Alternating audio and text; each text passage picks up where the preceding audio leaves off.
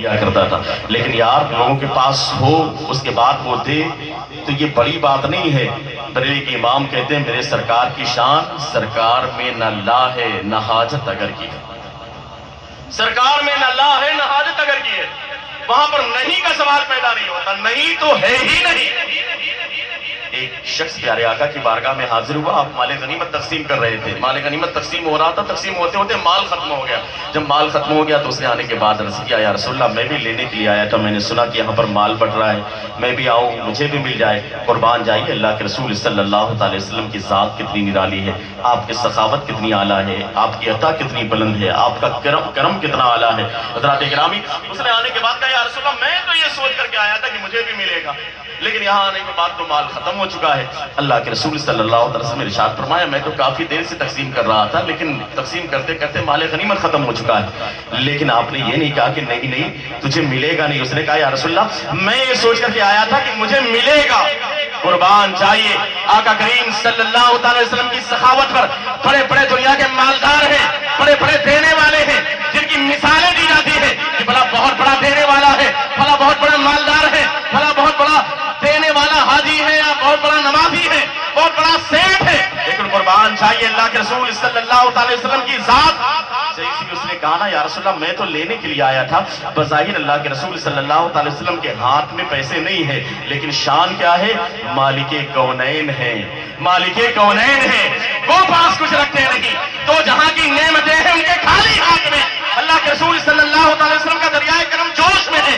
ارشاد فرماتے ہیں سنو پریشان نہ ہو، اگر تم لینے کے لیے آئے تھے جاؤ بازار چلے جاؤ، بازار میں جانے کے بعد ایک دکان سے میرے نام پر قرضہ لے لو، محمد تمہارا قرضہ ادا کر،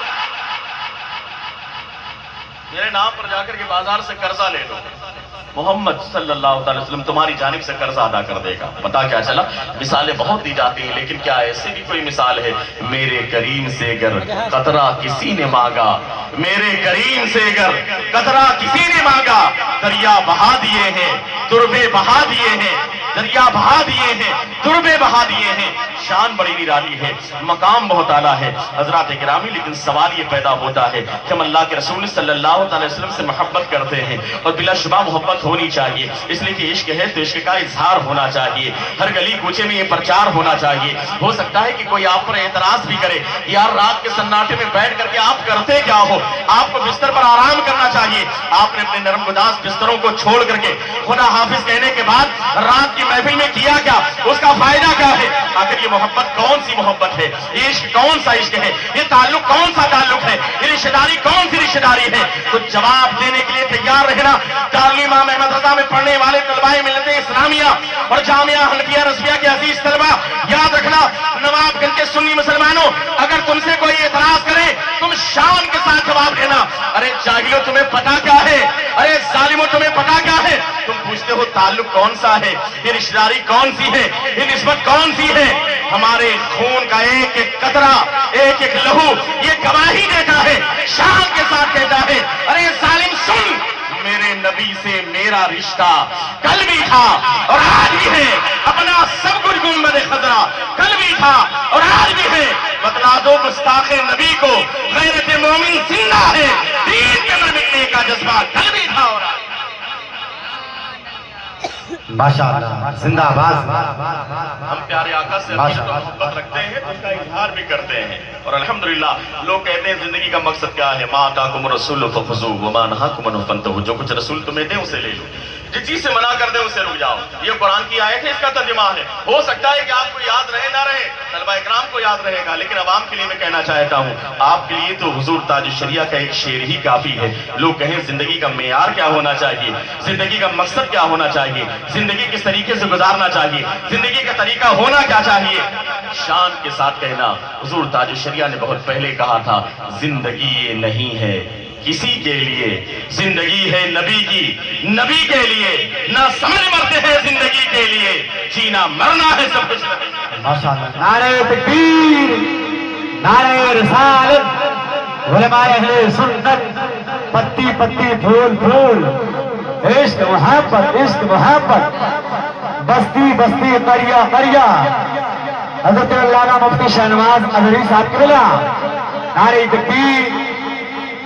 حضرات کرام، میرے کہنے کا مقصد یہ ہے کہ ہم اگر اپنے آپ کو بھی عاشق رسول کہتے ہیں نا اپنے آپ کو، بھائی کہتے ہیں کہ نہیں ہم نبی کے چاہنے والے ہیں، جب بات آتی ہے 12 ربیع الاول شریف میں جھنڈا لے کر جاتے ہیں، نعرہ بھی لگاتے ہیں، بہت اچھی بات ہے، لیکن سوال یہ پیدا ہوتا ہے کہ دل میں ہے نبی نبی کیا ہے؟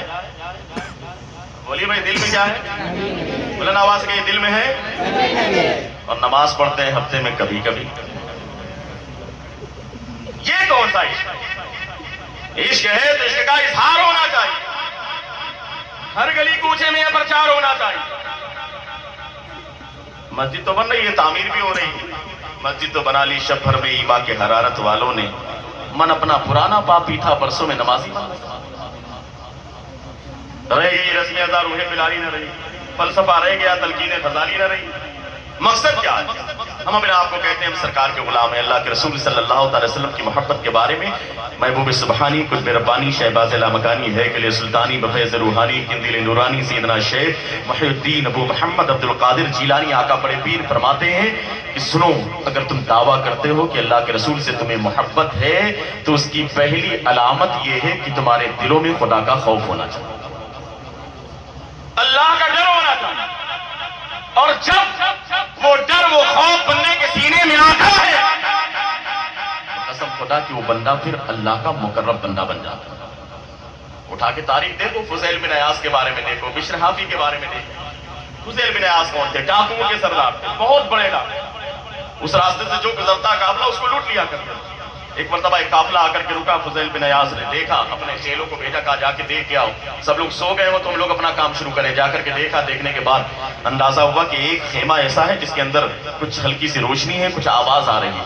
فضیل بن عیاض نے کہا چلو ٹھیک ہے ہم بھی چل کے دیکھتے ہیں کہ آخر ہے کون۔ جب قریب گئے نا تو دیکھا ایک قاری قرآن کی تلاوت کر قرآن پڑھا جا رہا ہے۔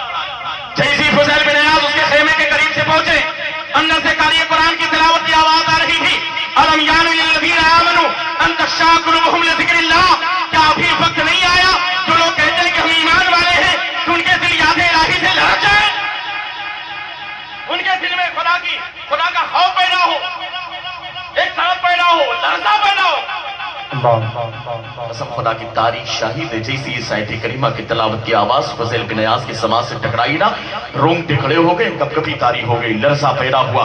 فضیل بن عیاض عرض کرتے ہیں مولا یقیناً میرا دل لرز گیا، میں تیری بارگاہ میں حاضر ہوں۔ فضیل بن عیاض نے وہیں پر کھڑے ہو کر کے اللہ کی بارگاہ میں سچی توبہ کی، اور ایسی توبہ کی کہ توبہ کرنے کے بعد آپ نے تمام ساتھیوں سے کہا اب ہم سے تمہارا کوئی واسطہ نہیں ہے، اب میں نے سچی توبہ کر لی ہے، یہ راستہ غلط راستہ ہے، خدا کا خوف میرے سینے میں آ چکا ہے۔ لیکن قربان جائیے، جیسے ہی اللہ کا جب کرم ہوتا ہے، جب اس کی عنایت ہوتی ہے تو معاملات اتنے بہتر ہوتے ہیں۔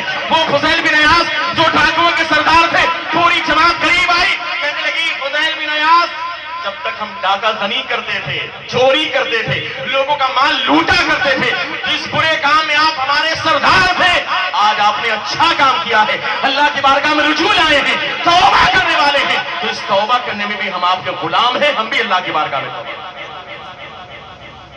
پتا کیا چلا؟ خود نہ تھے جو راہ پر اوروں کے ہادی بن گئے، خود نہ تھے جو راہ پر اوروں کے ہادی بن گئے۔ کیا نظر تھی جس نے مردوں کو مسیحا کرا۔ فضیل بن عیاض کے ساتھ پورے کا پورا قافلہ توبہ کرتا ہوا نظر آتا ہے۔ مال کو واپس کر دیا گیا، بعد میں جو پہلے لوٹے گئے مال تھے وہ واپس کیا، معافی تلافی کی، اور اس کے بعد ایک دن آتا ہے کہ اللہ انہیں ولیوں کا امام بناتا ہوا، ولیوں کے تاجدار بن گئے، بڑے ولی بنے۔ فضیل بن عیاض کوئی معمولی نہیں، اوپر کے بڑے ولیوں میں شمار ہوئے۔ بشر حافی کون نہیں جانتا؟ بشر حافی گزر رہے تھے راستے سے، شراب کی بھٹی چلاتے تھے، شراب کا بزنس کرتے تھے۔ راستے سے گزرتے وقت دیکھا ایک کلمہ تھا، دو روایتیں ملتی ہیں، اس میں بسم اللہ الرحمن الرحیم لکھا تھا، یا تو لا الہ الا اللہ محمد رسول اللہ لکھا تھا۔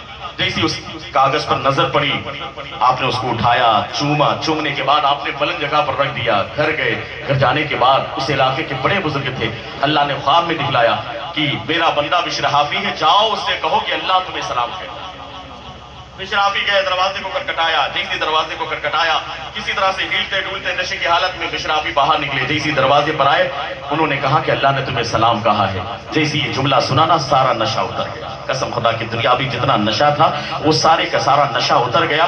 اترنے کے بعد اللہ کی بارگاہ سے جب سلام پہنچا نا، تو انداز یہ تھا کہ فوراً اسی وقت اللہ کی بارگاہ میں رجوع لائے، توبہ کر لی، اور اس حالت میں توبہ کی تھی۔ وہ حالت یہ تھی کہ آپ نے اس وقت چپل بھی نہیں پہنی تھی، نالین بھی نہیں پہنی تھی، آپ ننگے پیر تھے۔ اس کے بعد سے آپ نے کبھی زندگی میں نالین اور جوتا پہنا ہی نہیں۔ حاف کا معنی ہوتا ہے ننگے پیر چلنے، آپ کا لقب ہی بن گیا بشر حافی، ننگے پیر رہنے والے۔ بشر حافی کی تاریخ اٹھا کر کے دیکھیں۔ اس کے بعد جب آپ گزرتے تھے تو جس محلے میں آپ کا گھر تھا، راستے میں جانور بہت زیادہ، جانور غلاظت پھیلا دیتے ہیں، کہیں پر گوبر ہے، میگنی ہے، اس طرح کی چیزیں، لیکن تاریخ شاہد ہے بشر حافی جس راستے سے گزرتے تھے، اللہ نے اس علاقے کے جانوروں کو بھی اتنی سمجھ دی تھی کہ وہ جانور بھی اس راستے پر کبھی گندگی نہیں پھیلاتے تھے جس راستے سے بشر حافی گزرا کرتے تھے۔ وہاں سے لے کر کے مسجد تک کبھی راستے میں، یہاں تک کہ ایک دن لوگوں نے اچانک دیکھا گندگی پھیلی ہوئی، جانوروں نے غلاظت کی ہوئی ہے، لوگوں نے اعلان کر دیا، کہا لگتا ہے بشر حافی کا انتقال ہو گیا۔ پتہ کیا تو پتہ چلا کہ واقعی بشر حافی کا انتقال ہو گیا۔ اللہ اکبر، ذرا سوچے تو صحیح۔ کہنے کا مطلب یہ ہے کہ ہم لاکھ گنہگار ہوں، سیاکار ہوں، لیکن اللہ کی رحمت پکار پکار کر کہہ رہی ہے، صبح میں تم سے غلطی ہوئی ہے کوئی بات نہیں ہے، آجا شام میں اللہ کے آگوش میں آجا، رات میں غلطی ہوئی ہے کوئی بات نہیں، صبح میں اللہ کی رحمت تو پکار کر کہتی ہے، ابھی توبہ کا دروازہ کھلا ہے، ابھی آ کر کے مانگ لے، اللہ کی بارگاہ میں رجوع لا، اللہ کی رحمت کو پکار پکار کر کے کہتی ہے۔ ہم تو مائل بکرم ہیں، کوئی سائل ہی نہیں، راہ دکھلائے کسے راہ بے شک بے شک۔ اللہ کی رحمت تو پکار پکار کر کہہ رہے۔ جب اللہ کا کرم ہوتا ہے تو نہ جانے کیسے کیسے 99 قتل کرنے والے قاتل بھی اللہ کی رحمت کے قریب ہو کر کے مغفرت کے پروانے کے مستحق ہو جائے۔ اس لیے ضرورت اس بات کی ہے کہ اللہ کی بارگاہ میں، موسیٰ علیہ السلام کا دور، موسیٰ علیہ السلام نے اللہ کی بارگاہ میں عریضہ پیش کیا، کلیم تھے، اللہ سے بات کرنے کے لیے جاتے تھے، کہاں پر؟ کوہ طور پر۔ کوہ طور کہاں ہے؟ یہ فلسطین اور مصر کے بارڈر پر ہے، مصر کی سرحد کے اندر کوہ طور۔ مولانا اشفاق صاحب اللہ چلے گئے الحمدللہ۔ کوہ طور جہاں پر حضرت موسیٰ علیہ السلام جایا کرتے تھے، جب ہم لوگ مصر میں پڑھتے تھے تو وہاں پر جانے کا اتفاق ہمیں بھی حاصل تھا، اور یہ شرف کی بات تھی۔ کوہ طور وہ عظیم پہاڑ ہے جہاں پر اللہ نے اپنی تجلی نازل فرمائی۔ حضرت موسیٰ علیہ السلام کلیم اللہ کہلاتے ہیں، اللہ کی بارگاہ میں عریضہ پیش کرتے ہیں، مولا میں دیکھنا چاہتا ہوں کہ میری پوری امت میں سب سے زیادہ گنہگار بندہ کون سا، سب سے بڑا گنہگار میں دیکھنا چاہتا ہوں، میں جاننا چاہتا ہوں۔ قربان جائیے، آواز آئی غیب سے، موسیٰ تم دیکھنا چاہتے ہو کہ تمہاری قوم کا، تمہاری امت کا سب سے برا شخص کون سا ہے، برا انسان کون سا ہے؟ تم شام میں فلاں راستے پر کھڑے ہو جانا، دیکھنا اس راستے سے آنے میں جو سب سے صبح کے وقت جب راستہ چالو ہو، جو سب سے پہلے انسان آتا تمہیں دکھائی پڑے، سمجھ جانا یہ تمہاری امت کا سب سے برا انسان۔ صبح ہوئی، موسیٰ علیہ السلام راستے پر پہنچ گئے جو راستہ بتایا گیا۔ اب اس راستے پر کھڑے ہو کر کے حضرت موسیٰ علیہ السلام دیکھ رہے ہیں، سب سے پہلے ایک شخص آتا ہے، سامنے سے گزر رہا ہے، اس کے ہاتھ میں ایک بچے کا ہاتھ ہے، 5-6 سال کی اس کی عمر ہوگی، ایک ہاتھ میں باقاعدہ اس کے کلہاڑی موجود ہے، وہ راستے سے گزر رہا تھا، اسے دیکھا بڑی تکلیف ہوئی، کہا یہ میری امت کا سب سے برا انسان، سب سے برا انسان یہ میری امت کا ہے۔ دیکھا لیکن کچھ کہا نہیں، وہ بندہ چلتا چلا گیا، اس کے ہاتھ میں کلاڑی تھی، باقاعدہ ایک بچے کا ہاتھ اس کے ہاتھ میں تھا، وہ چلتے چلتے چلا گیا۔ پھر اللہ کی بارگاہ میں عریضہ پیش کیا، مولا میں نے دیکھ لیا ہے میری امت کا سب سے برا انسان تو ہے، میں نے آج دیکھا ہے اپنی نظروں سے، لیکن مولا میں چاہتا ہوں کہ میں دیکھ لوں کہ میری امت کا سب سے اچھا انسان کون، سب سے نیک انسان کون، سب سے اچھا انسان کون ہے، اسے بھی میں دیکھنا چاہتا ہوں۔ آواز آئی پریشان نہ ہو، اسی راستے پر چلا جا جس راستے پر صبح گیا تھا، اسی راستے پر چلے جانا، اور شام میں سب سے آخر میں جو آتے ہوئے انسان تجھے نظر آئے اسے دیکھ کر کے سمجھ جانا کہ یہ تمہاری امت کا سب سے اچھا انسان۔ حضرت موسیٰ علیہ السلام شام میں چلے گئے، راستے میں کھڑے ہو گئے، لوگ آتے جا رہے ہیں آتے جا رہے ہیں، شام میں دیکھا کوئی اور نہیں وہی شخص تھا جو صبح میں کلہاڑی لے کر کے اپنے بچے کو ہاتھ میں پکڑ کر کے ہاتھ لے کر کے جا رہا تھا، دیکھا سب سے آخر میں وہی آیا، اس کے بعد کوئی نہیں آیا۔ جب یہ دیکھا تو اور زیادہ ٹینشن ہو گئی، عجیب و غریب کیفیت ہوئی، رب کی بارگاہ میں عریضہ پیش کیا، مولا بات نہیں سمجھ میں آئی، میں نے تیری بارگاہ میں عریضہ پیش کیا، میری امت کا سب سے برا انسان کون ہے؟ میں نے صبح میں دیکھا ایک انسان ہے جس کے ہاتھ میں باقاعدہ کلہاڑی ہے، اس کے ہاتھ میں ایک بچے کا ہاتھ ہے، میں نے کیا مولا میں اپنی امت کا سب سے اچھا انسان دیکھنا چاہتا ہوں۔ شام ہوئی کوئی دوسرا انسان نہیں، وہی انسان مجھے نظر آیا، بات نہیں سمجھ میں آئی، صبح سے شام ہوتے ہوتے جو میری امت کا سب سے برا انسان تھا وہ سب سے اچھا انسان کیسے ہو؟ سوال پیدا اللہ کی بارگاہ میں عریضہ پیش کیا، مولا بات نہیں سمجھ میں آئی، تو کرم فرما دے، جو میری امت کا سب سے برا انسان صبح صبح تھا، آخر شام ہوتے ہوتے میری امت کا سب سے اچھا انسان کیسے بن گیا؟ آخر یہ کوالٹی کیسے پیدا ہو گئی؟ آخر یہ اچھائی اس کے اندر آ کہاں سے گئی؟ آواز آئی، موسیٰ دراصل معاملہ یہ ہے، تجھے پتا نہیں ہے، معاملہ یہ ہے کہ جو تیری امت کا سب سے برا انسان صبح کے وقت جا رہا تھا، واقعی وہ تیری امت کا سب سے برا انسان تھا۔ توجہ کے ساتھ سننا میرے بھائیوں، میرے بزرگوں، میرے دوستوں، میرے ساتھیوں اور عزیز طلباء اکرام، موسیٰ علیہ السلام کی طرف آواز آتی ہے، موسیٰ واقعی بات صحیح ہے، صبح کے وقت جس انسان پر تیری نظر پڑی تھی، جس کے ہاتھ میں کلہاڑی تھی، جس کے ہاتھ میں ایک بچے کا ہاتھ تھا، وہ تیری امت کا سب سے برا انسان تھا، لیکن ہاں شام ہوتے ہوتے وہی انسان تیری امت کا سب سے اچھا انسان بن گیا۔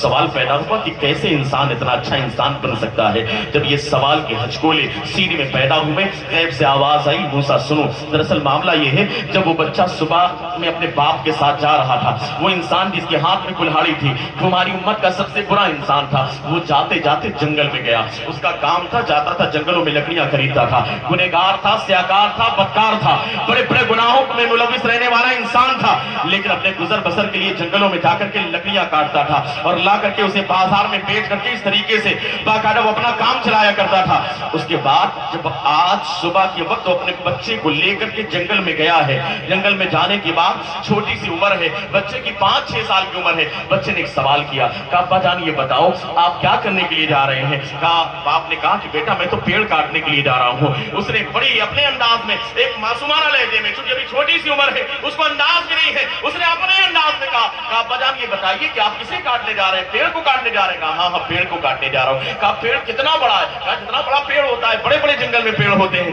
کہا اے میرے ابا جان ذرا بتاؤ تو صحیح، کیا اس پیڑ سے بڑی بھی دنیا میں کوئی چیز ہوتی ہے؟ کہا ہاں اس پیڑ سے بڑی بھی چیز ہے، پیڑ سے بڑی چیز جس طریقے سے یہ درخت ہے، اس سے بڑے بڑے درخت دوسری جگہ پائے جاتے ہیں۔ کہا ابا جان بتاؤ کیا اس سے بڑے درخت بھی دنیا میں پائے جاتے ہیں؟ کہا ہاں اس سے بڑے درخت بھی دنیا میں پائے جاتے ہیں۔ کہا ابا جان کیا درخت سے بڑی چیز بھی دنیا میں پائی جاتی ہے؟ کہا ہاں درخت سے زیادہ دیکھا جائے تو یہ زمین، جس زمین پر درخت لگتے ہیں یہ زمین تو اور زیادہ بڑی ہے، نہ جانے کتنے لاکھ کتنے کروڑ درخت اس زمین پر موجود ہیں۔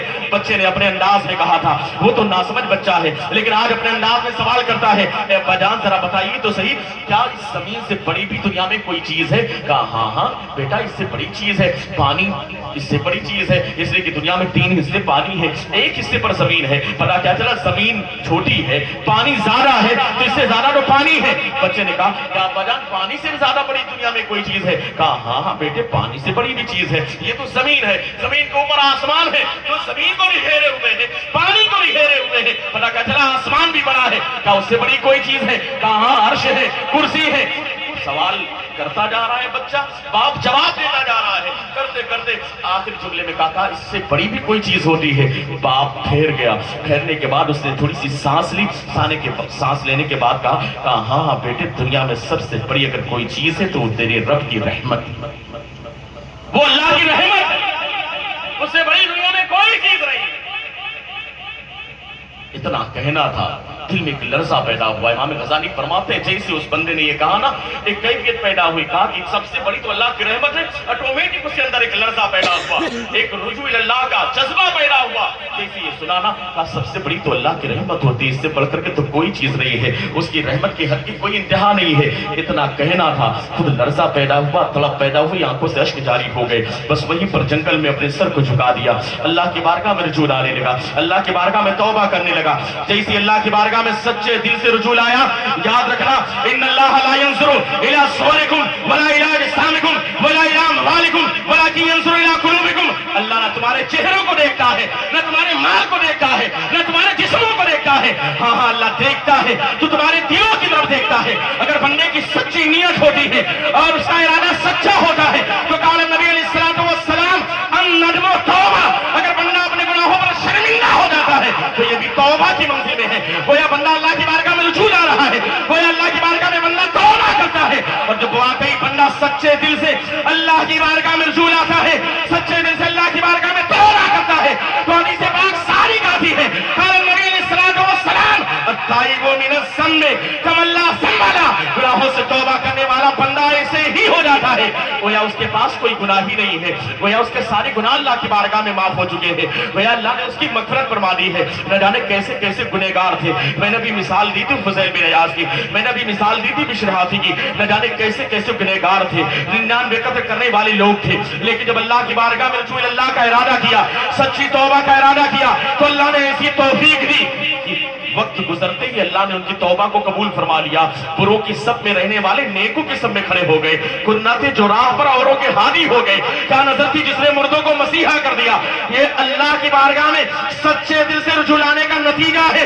جب بندہ اللہ کی بارگاہ میں سچے دل سے اپنے گناہوں پر شرمندہ ہو کر کے رجوع لاتا ہے، اس کے بظاہر آنکھ سے اشک گرتے ہیں، آنسو آنکھ سے گرتے ہیں، لیکن قسم خدا کی حقیقت میں اس کا اثر دل پر پڑتا ہے، اس لیے کہ جب بندہ ایک گناہ کرتا ہے نا تو اس کے دل پر ایک سیاہ نقطہ پیدا ہوتا ہے۔ اگر بندہ توبہ نہ کرے ایک گناہ اور کرے تو ایک نقطہ اور پیدا ہوتا ہے، اگر بندہ توبہ نہ کرے گناہ پر گناہ کرتا رہے تو ایک دن ایسا آتا ہے کہ پورے کا پورا دل کالا ہو جاتا ہے، پورے کا پورا دل سیاہ ہو جاتا ہے، اور جب دل سیاہ ہوتا ہے تو یاد رکھنا اسے اچھی باتیں اچھی نہیں لگتی، اسے بری باتیں اچھی لگا کرتی ہے، اسے دنیاوی ناچ گانے ڈرامے اچھے لگا کرتے ہیں، اسے قرآن و حدیث کی باتیں اچھی نہیں لگتی، اسے دین کی باتیں اچھی نہیں لگتی، اس لیے کہ جب اس کی روح بیمار ہوتی ہے، جب اس کا دل بیمار ہوتا ہے تو اس کے معاملات بگڑ جاتے ہیں، اس لیے کہ الا ان فی الجسد لمضغۃ اذا صلحت صلح الجسد كله واذا فسدت فسد الجسد كله الا وهي القلب، او کما قال نبی علیہ الصلوۃ والسلام، جسم کے اندر ایک گوشت کا لتھڑا ہے، جب وہ ٹھیک ہوتا ہے نا تو انسان کا پورا جسم ٹھیک ہوتا ہے، اور جب وہ خراب ہوتا ہے تو انسان کا پورا جسم خراب ہو جاتا ہے۔ اللہ کے رسول صلی اللہ علیہ وسلم نے ارشاد فرمایا وہ کوئی اور چیز نہیں بلکہ تمہارا دل ہے۔ پتہ کیا چلا، دل بگڑتا ہے تو دماغ بھی خراب ہوتا ہے، دل بگڑتا ہے تو شاگرد بھی اپنے استاذ کا گستاخ بن جاتا ہے، دل بگڑتا ہے تو شاگرد اپنے استاذ کا گستاخ بنتا ہے، دل بگڑتا ہے تو باقاعدہ بیٹا اپنے باپ کا گستاخ بنتا ہے، دل بگڑتا ہے تو باقاعدہ معاشرے میں رہنے والا انسان پورے معاشرے کے لیے تباہی اور ہلاکت کا سبب بن جاتا ہے۔ جب دل بگڑتا ہے تو وہی انسان گستاخ رسول بھی بن جاتا ہے، وہ اللہ کی شان میں گستاخی بھی کرتا ہے، وہ اسلام پر انگلیاں بھی اٹھاتا ہے۔ اس لیے حضرات گرامی اپنے دل کو کنٹرول میں رکھیں اور اپنے آنکھوں میں آنسو لا کر کے اللہ کی بارگاہ میں رجوع لا کر کے باقاعدہ توبہ کر کے توبہ نصوح کا ارادہ لے کر کے جب بندہ اللہ کی بارگاہ میں رجوع لاتا ہے، قسم خدا کی اللہ اس کی مغفرت فرما دیتا ہے، اللہ اس کے گناہوں کو معاف فرما دیتا ہے۔ جب وہ شخص جنگل کے عالم میں اور اس تنہائی کے عالم میں اپنے بچوں کو ایک کنارے بٹھا کر کے اللہ کی بارگاہ میں رجوع لاتا ہے، اس قدر آنسو بہاتا ہے، قسم خدا کی تاریخ شاہد ہے، اس نے اس انداز میں اللہ کی بارگاہ میں توبہ کیا کہ توبہ کرنے کے بعد اللہ نے اس کی توبہ کو قبول فرما لیا، اللہ نے اس کا شمار نیک بندوں میں فرما لیا، اور اس انداز میں اللہ کی بارگاہ میں رجوع لایا تھا کہ ابھی اس کے پاس اب کوئی گناہ نہیں ہے، ابھی جنگل سے وہ لوٹ رہا ہے تو اس کے پاس کوئی گناہ ہی نہیں ہے۔ آواز آتی ہے موسیٰ جو تیری امت کا سب سے اچھا انسان جو دیکھنا چاہتا ہے وہ کوئی اور انسان نہیں بلکہ یہی انسان ہے، اس لیے کہ اس نے اپنے گناہوں پر شرمندگی اختیار کرتے ہوئے اللہ کی بارگاہ میں سچی توبہ کی ہے، اور جب بندہ سچی توبہ کرتا ہے تو اس کا عالم یہ ہوتا ہے گویا ابھی ابھی اپنے ماں کے پیٹ سے پیدا ہوا ہے، گویا کہ اس کے سارے گناہ اللہ نے معاف کر دیے ہیں، تب تو وہ بندہ نیک بندہ ہوگا۔ اور بھی نیک بندے ہوتے ہیں لیکن ان کے ساتھ کچھ نہ کچھ کوتاہیاں ہوتی ہیں، لیکن جب بندہ سچے دل سے اللہ کی بارگاہ میں رجوع لاتا ہے، اللہ کی بارگاہ میں سچی توبہ کرتا ہے تو اللہ اس کے سارے گناہوں کو معاف فرما دیتا ہے۔ حضرات گرامی ہمارے لیے ضرورت اس بات کی ہے کہ آج اس پرفتن دور میں صبح سے لے کر کے شام تک خرافات میں ہم ملوث ہیں، صبح سے لے کر شام تک موبائل میں ہم ملوث ہیں، نہ جانے کیسی کیسی فحشیہ تصویریں ہم دیکھتے ہیں، نہ جانے کیسے کیسے گانے ہم سنتے ہیں، نہ جانے کس کی بہن بیٹیوں پر غلط نگاہ اٹھا کر کے ہم دیکھتے ہیں، لیکن اس کے بعد ہم کہتے ہیں کہ ہماری دعائیں قبول نہیں ہوتی۔ ارے یار اپنے اعمال کا جائزہ لیں، اپنا مراقبہ کریں، اپنا محاسبہ کریں اور اپنے نفس کے ساتھ مشاہدہ کریں تاکہ آنے والے وقت میں تم گناہوں سے بچ سکو، اللہ کی بارگاہ میں رجوع لاؤ۔ اس لیے کہ یاد رکھنا صرف معاملہ یہ نہیں ہے کہ صرف باقاعدہ انسان تو انسان اپنی جگہ پر ہے، جنات اپنی جگہ پر ہے، پتھر اپنی جگہ پر ہے۔ ہم سوچتے ہیں کہ بندہ جہنم میں نہیں جائے گا، نہیں نہیں، یہ ہماری غلط فہمی ہے۔ ہم سوچتے ہیں صرف نعرہ لگا لیں گے ہمارا کام بن جائے گا، یہ کام کر لیں گے ہمارا کام بن جائے گا، نہیں نہیں، یہ کام اپنی جگہ پر ہے، لیکن یاد رکھنا اگر اللہ رحمان ہے، اگر اللہ رحیم ہے تو مالک یوم الدین بھی وہی ہے۔ مولا کائنات مولا علی شیر خدا جو کہ داماد پیغمبر بھی ہیں، فاتح خیبر بھی ہیں، جب قبرستان کے قریب سے گزرتے ہیں نا، تاریخ میں لکھا ہوا ہے، حدیث پاک میں الفاظ ملتے ہیں کہ باقاعدہ مولا کائنات جب گزرتے نا تو رونے لگتے، لوگ سوال کرتے یا امیر المومنین یا خلیفۃ المسلمین، آپ تو مولا کائنات ہیں، آپ تو خلیفۃ المسلمین ہیں، آپ تو امیر المومنین इरशाद फरमाते थे। दरअसल मामला ये है कि ये कब्र का मामला बड़ा अजीब व गरीब है। जो यहाँ पर बच गया वो आगे भी बचता चला जाएगा, लेकिन जो यहाँ पर फंस गया वो आगे भी फंसता चला जाएगा। इसलिए जरूरत इस बात की है कि कब्र की तैयारी करें। एक इंसान बाजार जाए तो बाजार की तैयारी करे। इंसान सारी चीजों की तैयारी करता है, अपने घर बनाने की तैयारी, अपने बच्चों की शादी की तैयारी, अपने बाजार जाने की तैयारी, खुद शादी में जाने की तैयारी, बाहर मुंबई सफर करने की तैयारी, सारी तैयारी हम करने के लिए तैयार नहीं है। लेकिन जो हमारी आखिरी मंजिल है उसकी तैयारी करने के लिए हम तैयार नहीं। दुनिया के मुसाफिर, मंजिल तेरी कब्र है, तय कर रहा है तू जो 2 दिन का ये सफर है। 2 दिन गुजरने के बाद तो बंदा दुनिया से चला जाएगा। मौत तो आनी है, ये दुनिया फानी है, क्या हमें पता नहीं है? मेरे इमाम ने बहुत पहले कहा था, हाय गाफिल वो क्या जगह है जहां 5 जाते हैं 4 फिरते हैं, और कब्र में जाने के बाद कोई किसी का पुरसाने हाल नहीं। वहां तो नकीरैन है, तंग घर है, अकेला घर है, अकेली छा, दम घुटता, दिल उकताता। खुदा को याद कर प्यारे, वो साथ आने वाली है। इज़ा जाअहुम फला यस्तखिरूना सातुम वला यस्तक़दिमून। जब मौत का वक्त करीब आता है तो उसमें कोई भी तब्दीली नहीं होती। कुल्लु नफ्सिन ज़ाइक़तुल मौत, हर नफ्स को मौत का मजा चखना है। और जब बंदा जाता है कब्र में ना, न दोस्त है, न यार है, न कोई सहारा है, न कोई साथी है, न कोई रिश्तेदार है, बल्कि वहां तो अजीब गरीब कैफियत है। खड़े हैं मुनकर नकीर सर पर, न कोई हामी न कोई यावर। बता दो आकर मेरे पैगंबर की सख्त मुश्किल जवाब में है। वहां तो प्यारे आका की जात काम आने वाली है, लेकिन कब प्यारे आका की जात काम आएगी? जब हम प्यारे आका के फरमान पर अमल करेंगे। मा आताकुमुर रसूल फखुज़ू व मा नहाकुम अन्हु फंतहू। जो कुछ रसूल तुम्हें दें उसे ले लो, जिस चीज से मना कर दे उस पर रुक जाओ। जब ये हमारा तरीका जिंदगी बनेगा, जब लक़द काना लकुम फी रसूलिल्लाहि उस्वतुन हसना, सरकार की जिंदगी तुम्हारे लिए सबसे बेहतरीन नमूने अमल है। जब उसको नमूना बना करके अपने कैरेक्टर में, अपने किरदार में, अपने अमल में, अपने गुफ्तार में जब उतारने की कोशिश करेंगे, तब हमारा कहना इससे ये होगा कि हम गुलामान मुस्तफा हैं, हम प्यारे आका के चाहने वाले हैं, हम प्यारे आका के आशिक हैं, हम प्यारे आका के गुलाम हैं। वरना सिर्फ नाम लेने से या नारा लगाने से कोई फायदा नहीं है। हज़रात गिरामी बड़ी तवज्जो के साथ बस आखिर जुमला एक छोटी सी रिवायत में पढ़ना चाहता हूँ। इमाम गज़ाली ने इसे इह्याउल उलूम में नकल किया है। इमाम गज़ाली फरमाते हैं, मैं जंगलों का दौर मेरा चल रहा था, मैं इबादत और रियाजत के दौर में एक मरतबा जंगल से गुजर रहा था। जंगल से चलते चलते मेरी इबादत और रियाजत के दिन चल रहे थे। मैं कभी जाकर किसी गार में चिल्ला करता, मैं कभी किसी जंगल में जाकर के कुटिया बना लेता, वहां पर इबादत और रियाजत करता। बस आखिरी जुमले आपके सीने तक पहुंच जाए। तलबा इकराम के लिए भी नसीहत है, मेरे अपने लिए भी नसीहत है। इमाम गज़ाली फरमाते हैं, जंगलों में मेरी इबादत और रियाजत का दौर था। मैं जंगलों में चलते चलते एक रास्ते से गुजर रहा था।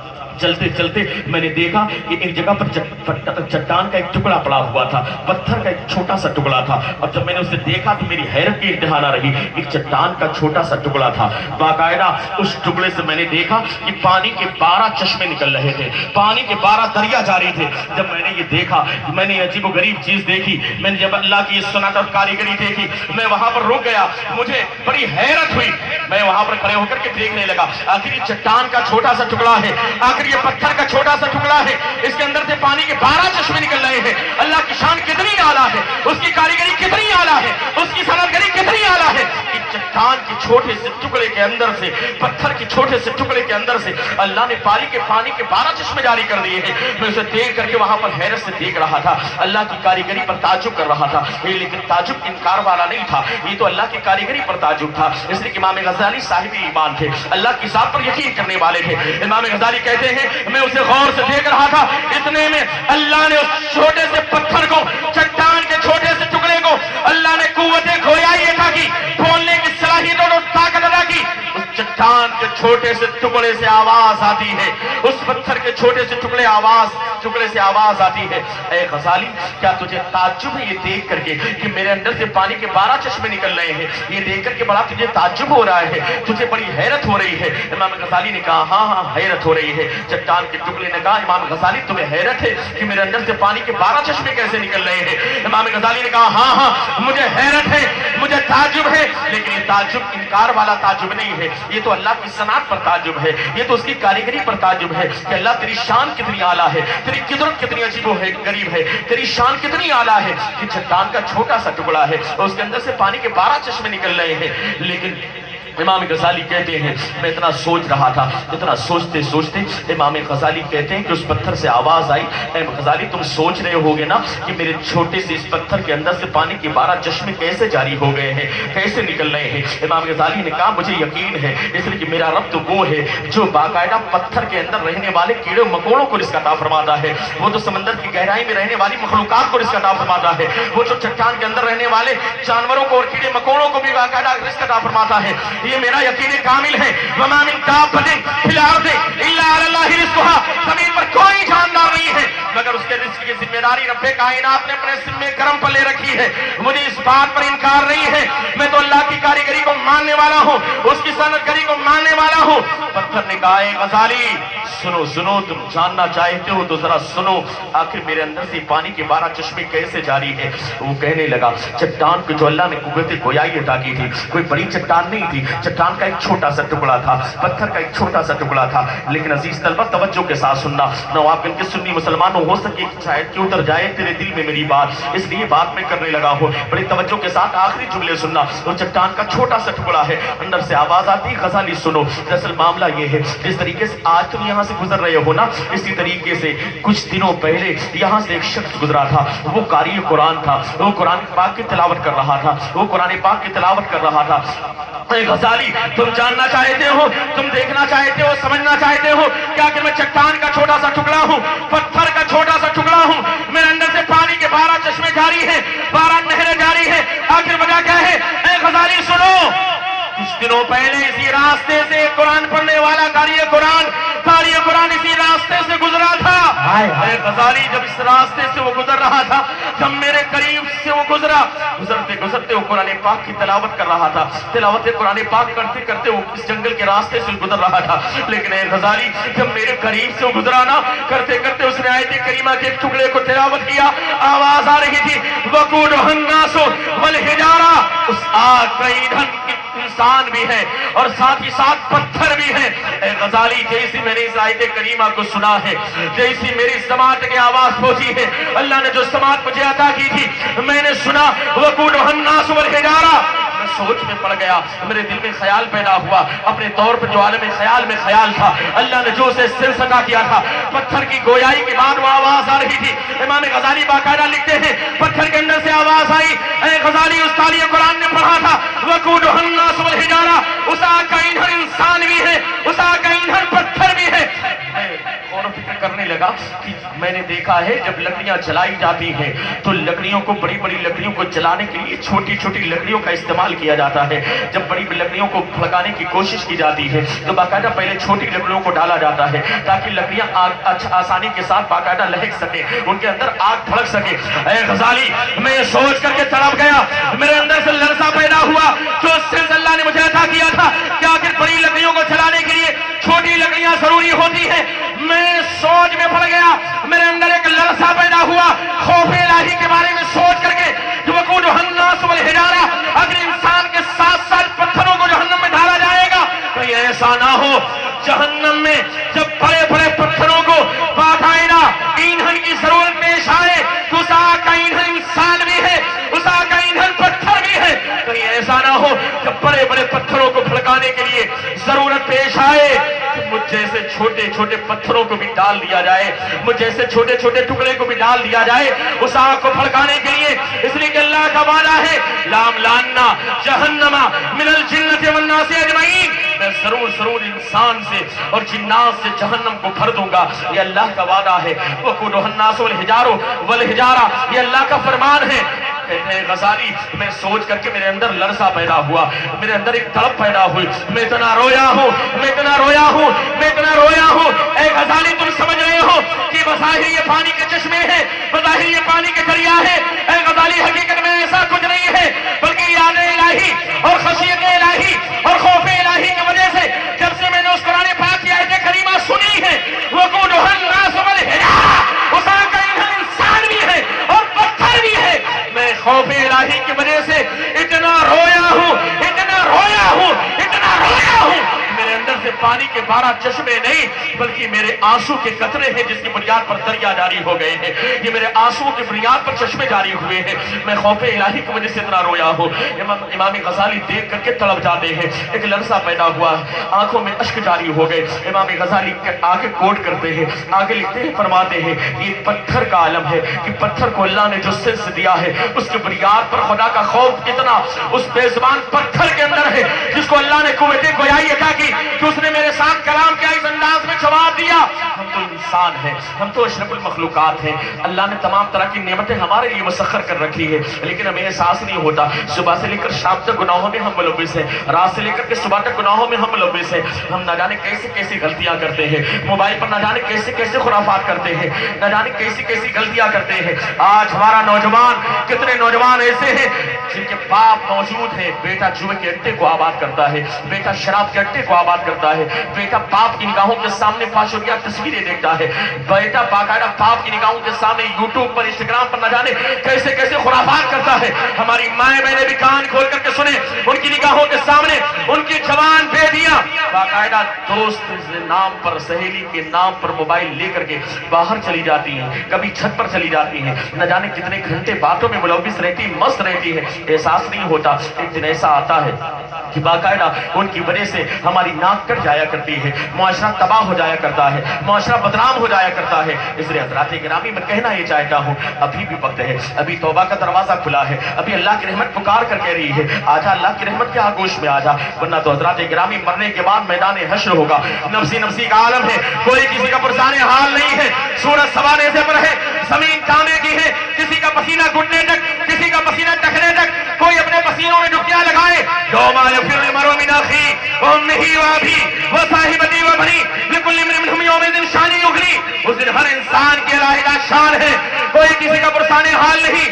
انبیاء کی زبان پر نفسی نفسی کی صدا ہے، ہمارے سرکار ان کی زبان پر صرف انا لہا کی صدا ہوگی۔ حضرات گرامی ایسے انداز میں جبکہ خدائے قہار غضب پر ہے، آواز آئے گی خدائے قہار ہے غضب پر، کھلے ہیں بدکاریوں کے دفتر، بچا لو آ کر میرے پیغمبر کی سخت مشکل حساب میں ہے۔ حضرات گرامی اس لیے اس وقت کے آنے سے پہلے اس کی تیاری کرے۔ امام غزالی کہتے ہیں بندہ توبہ کی نیت کرے تو پہلے وضو کر لے، وضو کرنے کے بعد کسی تنہائی میں چلا جائے، اپنے سر کو سجدے میں رکھے۔ ایک روایت اور بیان کی ہے کہ مٹی کو اٹھا کر کے اپنے پیشانی پر مل لے، اپنی ناک پر لگا لے، اس لیے کہ انسان کو اپنی ناک کی بڑی فکر ہوتی ہے، اسے لگے کہ ناک خاک آلود ہو گئی ہے، ناک مٹی میں مل گئی ہے۔ اس کے بعد اللہ کی بارگاہ میں رجوع لائے، 2 رکعت نماز ادا کرے، اس کے بعد سر کو سجدے میں رکھ کر کے اللہ کی بارگاہ میں سچے دل سے رجوع لائے۔ اور واقعی جب بندہ سچے دل سے اللہ کی بارگاہ میں رجوع لاتا ہے تو اللہ کی رحمت اسے اپنے آغوش میں لے لیتی ہے، اللہ کی رحمت باقاعدہ پکار کر کہتی ہے اے بندے آجا اللہ کی رحمت کے آغوش میں۔ ایسا بندہ جب اللہ کی بارگاہ میں رجوع لاتا ہے نا، قسم خدا کی اللہ اس کی توبہ کو قبول فرما لیتا ہے، اللہ اس کو گناہوں کے دلدل سے نکال کر کے نیکوکار بندوں میں شامل فرما لیتا ہے، اچھے بندوں میں شامل فرما لیتا ہے۔ اس لیے حضرات گرامی ابھی وقت ہے، بدل لو وقت کو پروانو، خدا کے لیے چراغ بن کے جلو بسم مصطفیٰ کے لیے۔ آج نواب گنج کی سرزمین پر جناب واجد خان نے میراث شریف کی محفل منعقد کی ہے، ان کے اہلیہ نے، ان کے گھر والوں نے، تو آج نیت کریں انشاءاللہ تعالی اس محفل میں جو پیغام ملا ہے ہم اس پر عمل کرنے کی کوشش کریں گے، اللہ کی بارگاہ میں رجوع لائیں گے۔ یہ دنیا 4 دن کی ہے یار، نہ جانے کب موت کا فرشتہ آئے، ہماری روح قبضوں سے پرواز ہو جائے، نہ جانے کس راستے میں ہماری زندگی کی شام ہو جائے، ہمیں تو احساس بھی نہیں ہوتا، ہمیں تو پتہ بھی نہیں ہے۔ ہم کبھی کبھی کہتے ہیں یار صبح میں انسان سے ملاقات ہوئی تھی، معلوم پڑا شام میں اس کا انتقال ہو گیا، شام میں ملاقات ہوئی تھی، رات میں انتقال ہو گیا، نہ جانے کب ہماری زندگی کی شام ہو جائے۔ یہ مت سوچنا کہ نہیں ابھی تو زندہ ہے، ابھی 50 سال کی زندگی ہوگی، 100 سال کی زندگی ہوگی، 80 سال کی زندگی ہوگی، نہیں اس دھوکے میں نہ رہے، نہ جانے کب موت کا فرشتہ آئے، روح قبضوں سے پرواز ہو جائے۔ اس لیے اللہ کی بارگاہ میں رجوع لائیں، سچی توبہ کریں کہ آج یہ محفل رچائی گئی بسائی گئی، ایک طرف دارالامام احمد رضا ہے، ایک طرف اللہ کا گھر ہے، علماء اکرام موجود ہیں اور سارے لوگ موجود ہو کر کے اللہ کی بارگاہ میں رجوع لائیں، سچی توبہ کریں۔ اے مولا ہم گنہگار ہیں، سیاکار ہیں، بدکار ہیں، انتہاشیار ہیں، نہ جانے کیسی کیسی غلطیاں ہم نے رات کی تنہائی میں کی ہیں، نہ جانے کیسے کیسے گناہ دن کے اجالے میں کیے ہیں، لیکن مولا تجھے تیرے کرم کا واسطہ، تجھے تیرے حبیب کا واسطہ، جن کے صدقے میں تو نے آدم کی توبہ کو قبول قبول کیا. اے مولا اسی محبوب کا وسیلہ لے کر کے آج تیری بارگاہ میں ہم سب حاضر ہیں. سارے لوگ مل کر کے پڑھیں, اللہ کی بارگاہ میں رجوع لانے کی نیت سے پڑھیں. امام غزالی کہتے ہیں کہ ایک قطرہ آنسو کا گرتا ہے نا, حقیقت میں اس کا اثر دل پر پڑتا ہے, اور دل پر لگے ہوئے سگن آنسوؤں کی بنیاد پر ختم ہو جایا کرتے ہیں, دھل جایا کرتے ہیں. دل صاف ہو جاتا ہے. جب دل صاف ہوتا ہے تو نورانی آنکھ پیدا ہوتی ہے, نورانی نظر پیدا ہوتی ہے. پھر اس کے لیے حجابات ختم کر دی جاتے ہیں, دیواریں ہٹا دی جاتی ہیں. پھر اس کے لیے معاملات باقاعدہ ختم کر دیے جاتے ہیں. وہ بیٹھا کہیں پر ہوتا ہے, لیکن جہاں چاہتا ہے اللہ کے اس نورانی آنکھ کے ذریعے, اس نور کے ذریعے جو چاہتا ہے, جب چاہتا ہے, جہاں چاہتا ہے, جس انداز میں چاہتا ہے دیکھ لیا کرتا ہے.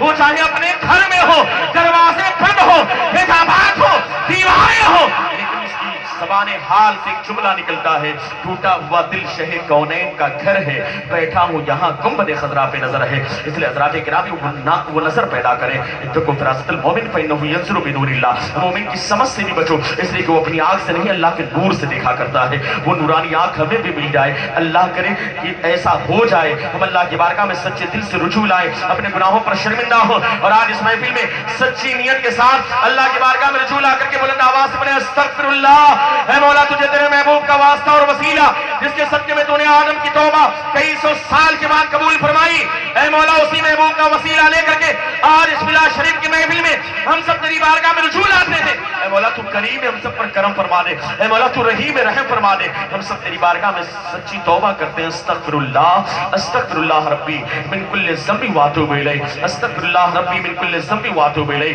استغفر اللہ ربی من کل ذنب واتوب الیہ. مولا ہم سب تیری بارگاہ میں رجوع لاتے ہیں, ہم سب کی توبہ کو اپنی بارگاہ میں قبول فرما لے. مولا تعالیٰ ہم سب کی مغفرت فرما دے. یہاں جانے سے پہلے ہم سب کا شمار بخشے ہوئے لوگوں میں فرما دے. جو بیان ہوا اس پر مولا سب سے پہلے مجھے, اس کے بعد تمام حضرات کو عمل کرنے کی توفیق عطا فرما. یہ طلبہ اکرام اپنی پڑھائی کو چھوڑ کر قیمتی وقت کو نکال کر کے یہاں پر آئے ہیں, ان کے آنے کی برکتیں ہم سب کو عطا فرما دے. اور مولا تعالیٰ انہیں بھی عالم باعمل بنا دے, عالم بافیض بنا دے, علم نافع عطا فرما دے.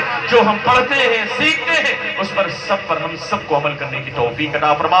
استغفر اللہ ربی من کل ذنب واتوب الیہ, اشہد ان لا الہ الا اللہ واشہد ان محمد عبدہ ورسولہ, وآخر کلماتی الحمدللہ.